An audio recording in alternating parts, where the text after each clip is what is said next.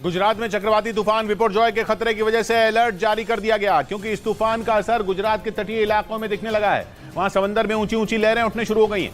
मौसम विभाग की चेतावनी के मुताबिक सबसे ज्यादा तबाही 14 जून से 16 जून के बीच हो सकती है, जिसको देखते हुए कच्छ के तटीय इलाकों में धारा 144 लागू कर दी गई, ताकि लोग समंदर के किनारे न जा पाएं, क्योंकि गुजरात के तटीय इलाकों में इस तूफान का असर दिखना शुरू हो गया, जिसके बाद कच्छ जिले के तटीय इलाकों में धारा 144 लागू कर दी गई और स्कूलों की छुट्टी कर दी गई। 14 से लेकर 16 तक जहां पर जो है 135 किलोमीटर प्रति घंटे की रफ्तार और वेरी सीवियर साइक्लोनिक स्टॉर्म बनता हुआ ये दिख रहा है। इस बीच गुजरात के बंदरगाहों को अलर्ट कर दिया गया और वहां 10 नंबर का सिग्नल लगा दिया गया, जिसका मतलब यह है कि काफी गंभीर रूप से चक्रवात बंदरगाह के ऊपर से गुजरेगा या इसके करीब तक आएगा। इस चेतावनी के बाद गुजरात के सारे विभागों को अलर्ट कर दिया गया, ताकि कोई भी बड़ा नुकसान होने से बचाया जा सके।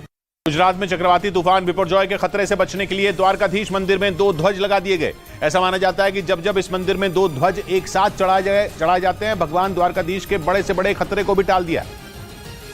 और यही वजह रही कि चक्रवाती तूफान बिपरजॉय के गुजरात से टकराने से पहले वहां 2 ध्वज चढ़ा दिए गए। द्वारकाधीश मंदिर के पुजारियों के मुताबिक किसी बड़े खतरे को टालने के लिए वहां एक साथ 2 ध्वज चढ़ाने की मान्यता है। ऐसा माना जाता है कि 2 ध्वजा चढ़ाने के बाद भगवान द्वारकाधीश आने वाले संकट को टाल देते हैं। यही वजह रही कि गुजरात में इस तूफान की वजह से होने वाली बर्बादी से बचने के लिए द्वारकाधीश मंदिर में ये पताकाएं चढ़ा दी गईं। मौसम विभाग ने आशंका जताई कि ये चक्रवाती तूफान 14 जून से 16 जून के बीच गुजरात में भयानक तबाही ला सकता है, जिससे बचने के लिए वहाँ तैयारियां तेज कर दी गयी। मौसम विभाग ने अनुमान लगाया कि 15 जून को 150 किलोमीटर प्रति घंटा की रफ्तार के साथ तूफान बिपरजॉय गुजरात के तटीय इलाकों से टकराएगा। ऐसे में तूफान के खतरे से निपटने के लिए तैयारियां तेज हो गईं।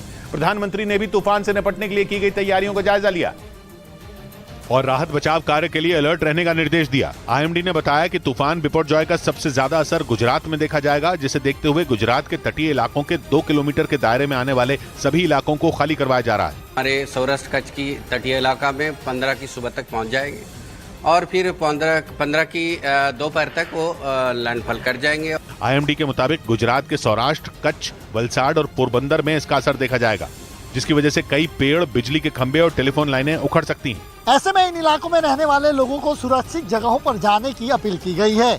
इसके अलावा 16 जून तक मछुआरों के समुद्र में जाने पर भी रोक लगा दी गई। तूफान से निपटने की तैयारियों पर प्रधानमंत्री ने भी बैठक की। केंद्र सरकार इस मामले में लगातार गुजरात सरकार के संपर्क में है। बिपरजॉय तूफान की आहट के बीच समुद्र के बीच एक तेल कंपनी के कर्मचारी फंस गए। फंसे हुए कर्मचारियों को निकालने के लिए कोस्ट गार्ड को रेस्क्यू ऑपरेशन चलाना पड़ा। समुद्र में नावों और जहाजों की आवाजाही बंद होने की वजह से कर्मचारियों के निकलने के सारे रास्ते बंद हो गए और तेल कंपनी के कर्मचारियों के पास निकलने का कोई रास्ता नहीं बचा था। ये कर्मचारी गुजरात के ओखा के समुद्र तट से करीब 50 किलोमीटर दूर समुद्र के बीचों बीच काम कर रहे थे। जैसे ही तूफान की आहट के कारण समुद्र में लहरें उठने लगी, जहाजों की आवाजाही बंद हो गई। तभी कोस्ट गार्ड ने इन फंसे हुए कर्मचारियों को निकालने के लिए रेस्क्यू ऑपरेशन शुरू किया। हेलीकॉप्टर के जरिए तेल कंपनी के 11 कर्मचारियों को सुरक्षित निकाल लिया गया। तूफान के कारण समुद्र में तेज लहरें उठनी शुरू हो गई, इसलिए हर तरह के जहाजों की आवाजाही पूरी तरह से बंद कर दी गई।